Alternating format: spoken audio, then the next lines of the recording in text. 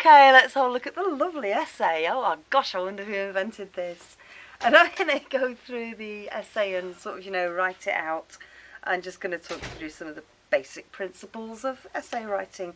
So we need 3 areas, and we need a good paragraph on each. So it starts off with birds, bats and butterflies. What do I know about those things?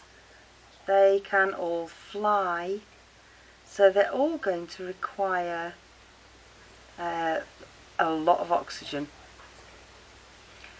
to work that flight muscle.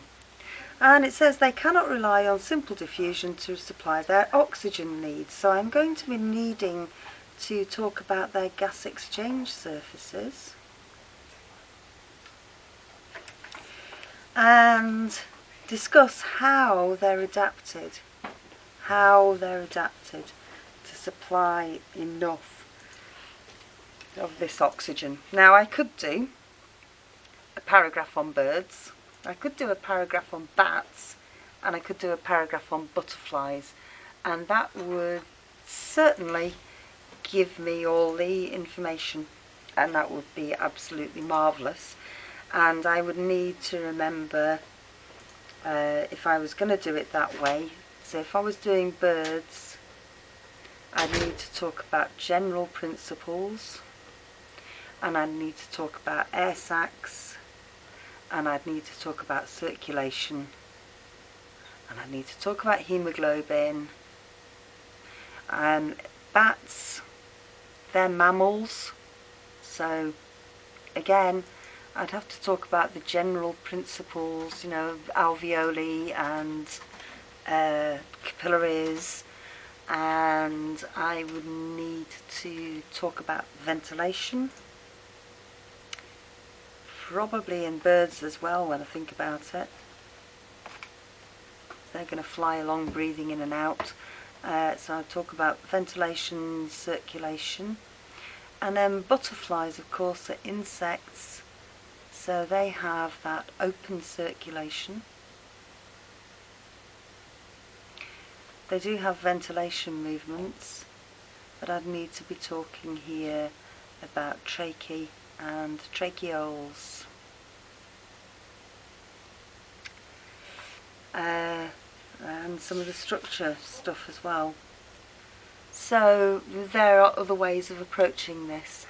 I could talk about the general points for all of them. So I could talk about large surface area, thin, moist, permeability,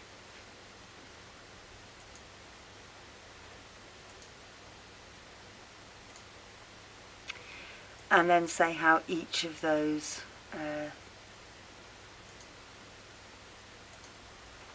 how in each organism. So for example, if I was talking about large surface area, I could say, birds and bats, gas exchange systems both have a large surface area because they have lots of alveoli.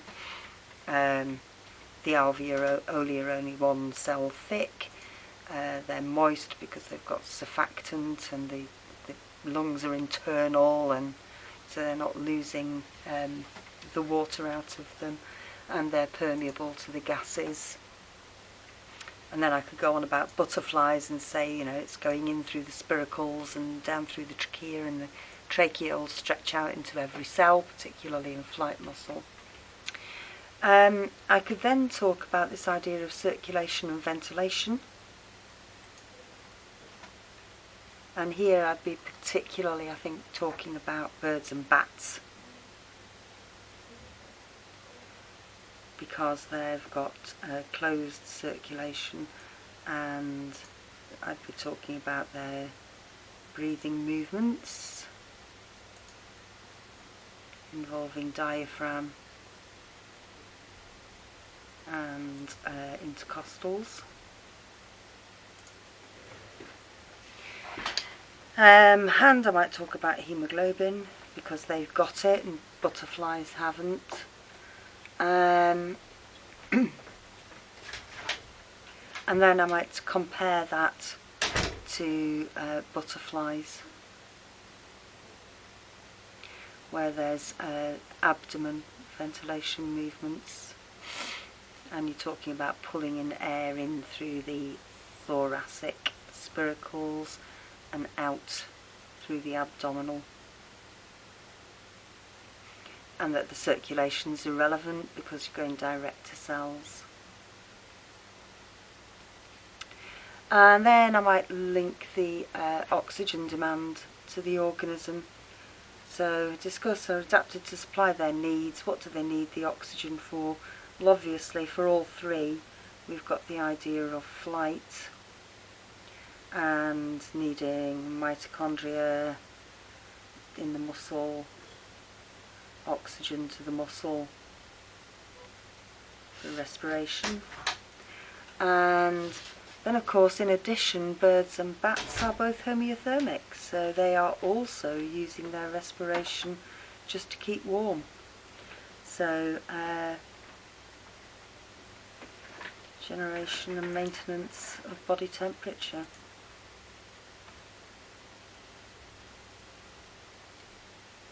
And that kind of,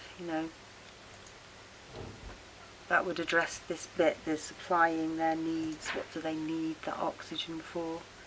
And I think that approach, I know it's very tempting to go, ooh, birds, then bats, then butterflies, but I think then you're going to miss something out, and I think probably I would not. That's what I would have thought of, maximum 6 marks. I wouldn't have thought about the needs unless I'd gone back to the question and written a little hasty paragraph at the end. Anyway, good luck with writing that.